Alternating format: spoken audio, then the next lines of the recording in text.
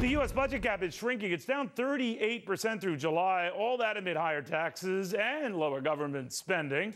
Why Scotty Nell Hughes says proof we need to keep up with those spending cuts. Why Rick Unger says maybe it's proof that those higher taxes work.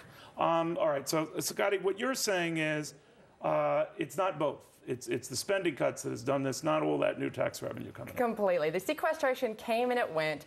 And guess what? We still have puppy dogs and we still have rainbows and lollipops. Which is really? Well, it's in some worlds. Because they wanted to phase that out. You know? Well, they did want to phase that, but you know what? The conservatives won. And we still have happiness in the United States. Our military seemed to be the only ones that suffered honestly under the sequestration with their force taking off time. That being said, to Rick's point, it's completely wrong. This just shows we need more cuts. And maybe we need some more sequestration to have a better economy. What do you think of that? More cuts? Well, first, can I say, based on all this good news we just got, nah, because that's how I'm feeling. We've been saying why would you term, deficits in the 600, 700 billion neck of the woods good news? When you and I can both remember, you mentioned that, you would have killed yourself. But we're dinosaurs. So we remember it back in the 60s. But we've gotten so used to crappy news, $1 trillion deficits, that we look at this as heaven. But look at the percentage of cuts. They're huge. This is a major reduction. And what do you credit them to? What do you credit them to? I think you have a variety of things. One, beyond the president, the economy is returning.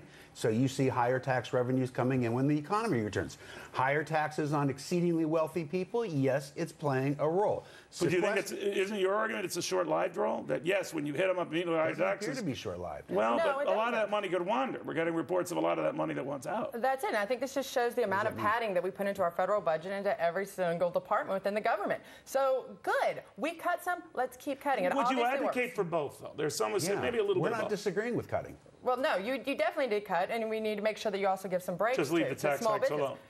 Say what? The cut should be a little smarter than the sequester thing, which was ridiculous. I have no problem with cutting into the budget intelligently. But do you have any problem with your party loath to address entitlements?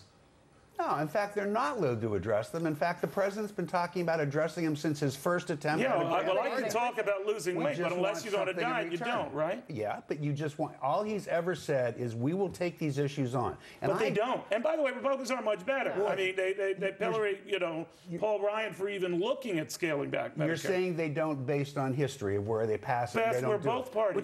Which is fair. But you think they should? I think they should, coupled with continuing some little bit higher taxes for the 1%. How much higher?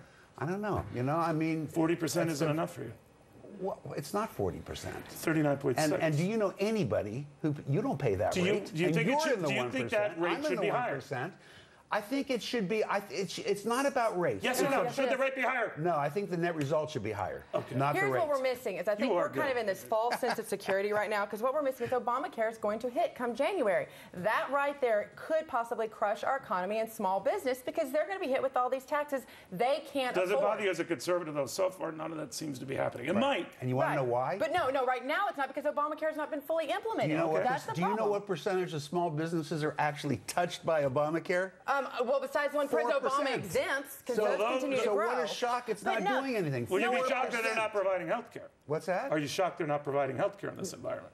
Well, they haven't been providing it up until now if they're not providing it now. But what people out there don't know, and small businesses do need to know it, is that there are tax credits there for you. Ask your accountant. And that's so they're bitching about nothing. They don't even know that. So these guys who run businesses are just making it up. They don't know. It's not about making it up. It's about not knowing what's in the law and not knowing what's available to them. That's why the majority of businesses right now are cutting full-time employees to half-time employees. Yes, they are. That's the statistic. We had the biggest surge of part-time workers. The biggest surge of overall employment. 3/4 of overall job growth has been part-time. But only 0.2% of them are people who wish that they could get full-time. Rick, you're a lawyer, right? Most of it is, well, you're not going to hold that against close, right? Neil wins. All right. Neil always wins. You guys were both great. Seriously, both great. In the meantime,